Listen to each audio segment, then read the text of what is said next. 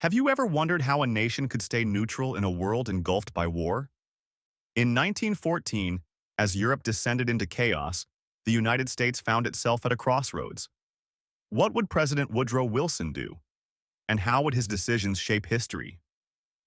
In today's video, we'll dive into Wilson's policy of neutrality during World War I.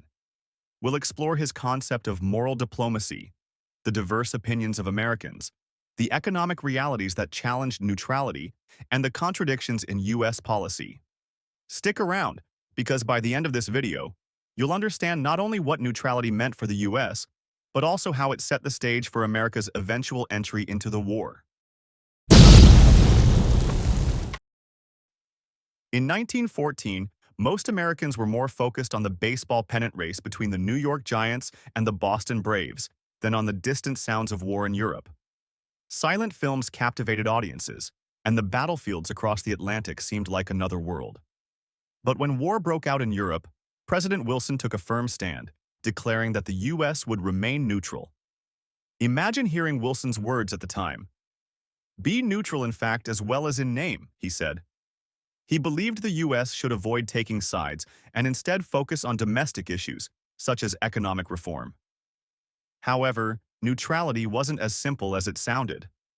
Let's take a closer look at Wilson's philosophy of moral diplomacy. Wilson's approach to foreign policy was guided by what he called moral diplomacy. Unlike his predecessor's dollar diplomacy, which justified intervention to protect U.S. business interests, Wilson believed in reducing interference and promoting democracy. For instance, he worked to scale back U.S. involvement in places like the Philippines and Latin America. Wilson once said, "Let us think of America before we think of Europe," encapsulating his belief that the U.S. should lead by example.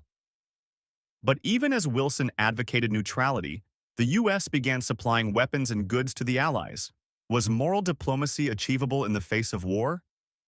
Most Americans supported neutrality, but opinions varied widely.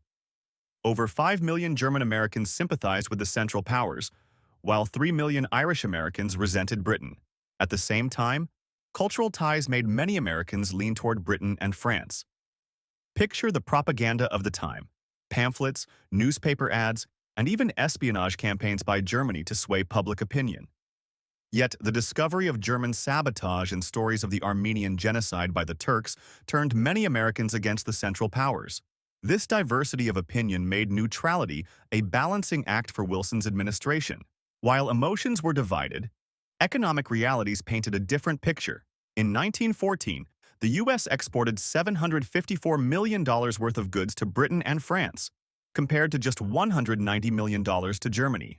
By 1916, exports to Britain and France soared to $2.75 billion, while trade with Germany all but vanished due to British naval blockades. On top of that, the Allies borrowed billions from American banks to fund their war efforts. Though neutral in name, the U.S. had clear financial ties to the Allies. This created tension between Wilson's ideals and the nation's economic interests. Maintaining neutrality became increasingly difficult.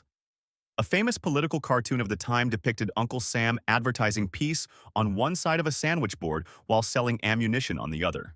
The British naval blockade prevented trade with Germany, while reports of German espionage and sabotage in the U.S. inflamed public opinion.